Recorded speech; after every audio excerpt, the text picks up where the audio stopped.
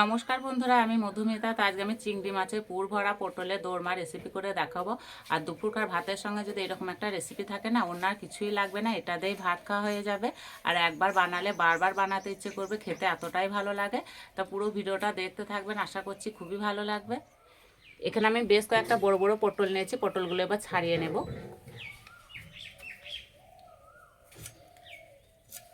আর ঠিক এইভাবে ছাড়িয়ে নেব।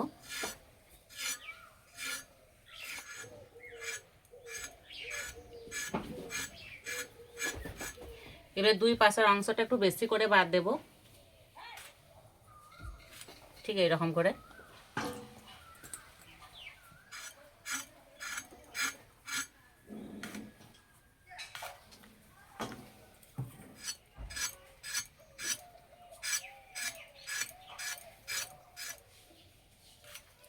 সব পটলগুলো ছাড়িয়ে নিয়েছি। এবারে একটা করে পটল নেব, একটা চামচ নিয়েছি। এবার ভেতরে বীজগুলো বার করে নেব।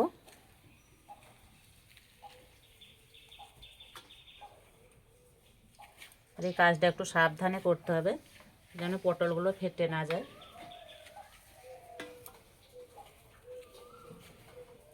আর এই কাজটা চামচে করে করে নিলেই ভালো হয়। এই যে কত সুন্দর লাগছে।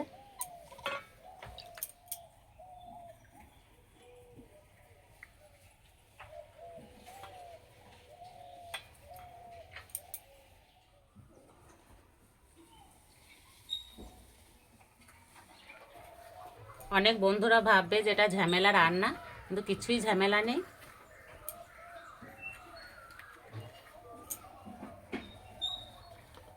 পটল এবার নুন আর হলুদ মাখিয়ে দেব। নুন, হলুদ,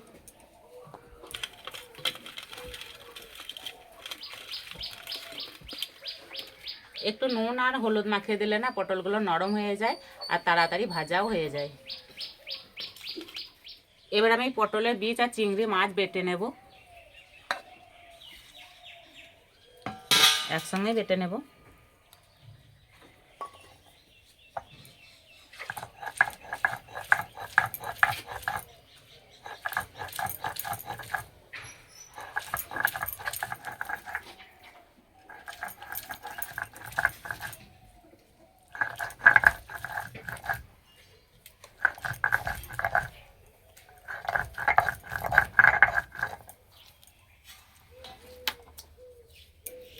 কড়াইয়ের মধ্যে তেল দিয়ে পটলগুলো ভেজে নেব।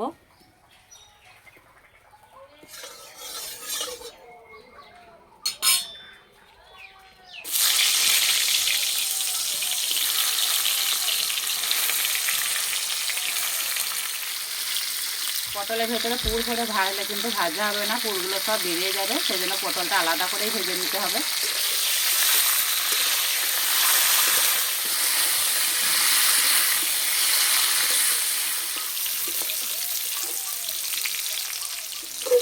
পটলগুলো ভালো করে ভেজে নিয়েছে, এবার তুলে নেব।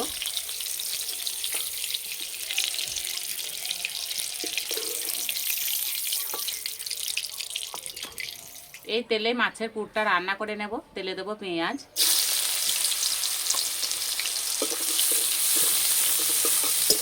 এবার দেবো গেট করা আদা, গেট করা রসুন। একটু গেট করে দিলে না খেতে দারুণ লাগে। এবার দেবো টমেটো,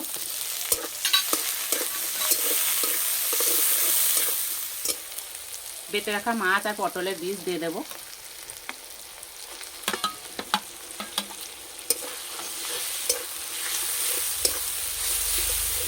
এখানে নিয়েছি লঙ্কা গুঁড়ো, জিরে গুঁড়ো, হলুদ গুঁড়ো দিয়ে দেবো। আর দেবো স্বাদ মতো নুন।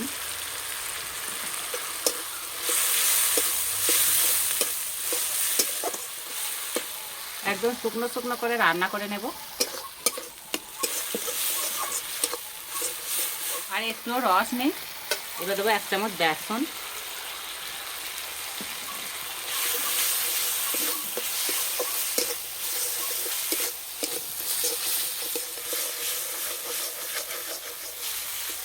পুরটা হয়ে গেছে আর যা সুন্দর গন্ধ বেরিয়েছে। এবার নামিয়ে দেব। ভালো করে ঠান্ডা করে নিতে হবে।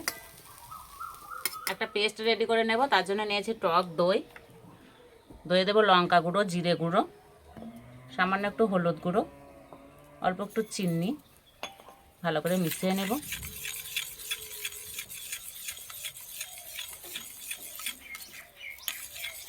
মাছের পুরটা ঠান্ডা হয়ে গেছে। এবার একটা করে পটল নেব আর ভেতরে পুরে দেব।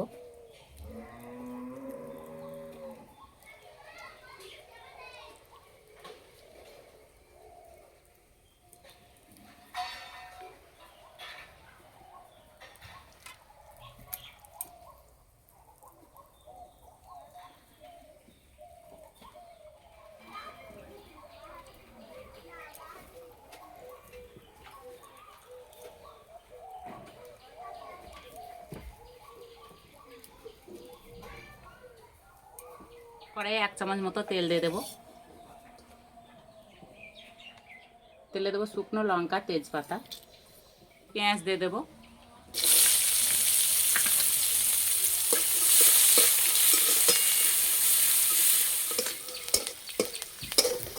এখানে আদা রসুন একসঙ্গে বেটে নিয়েছি, বাটাটা দিয়ে দেবো।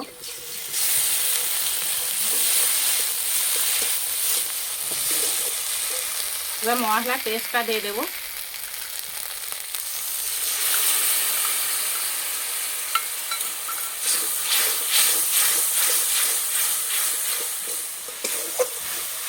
মশলা কষানো হয়ে গেছে, জল দিয়ে দেবো।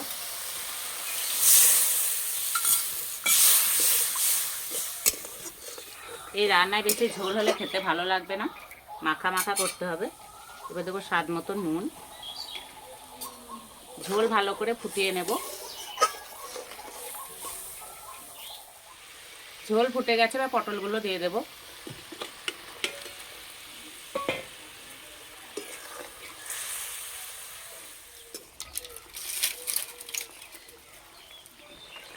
পটলগুলো দেওয়ার পর বেশি রান্না করব না, 2-1 বার ফুটিয়ে নিলেই হয়ে যাবে।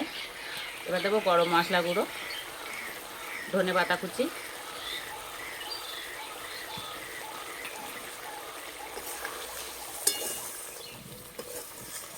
রান্না হয়ে গেছে। এবার ঢেলে নেব।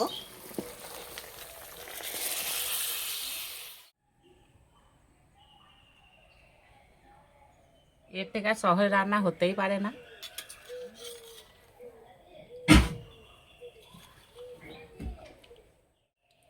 যা সুন্দর গন্ধ বেরিয়েছে, এই গন্ধেই 1 থালা ভাত খাওয়া যাবে।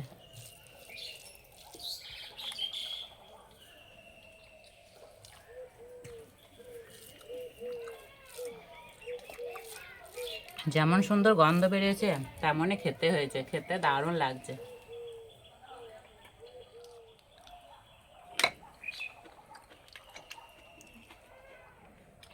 ভেতরকার পুরটা যা খেতে হয়েছে না,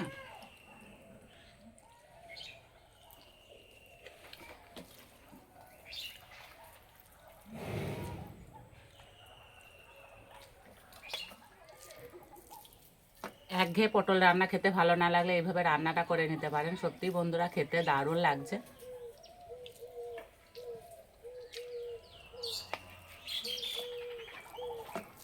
বাড়ির সবাই খুবই পছন্দ করবে।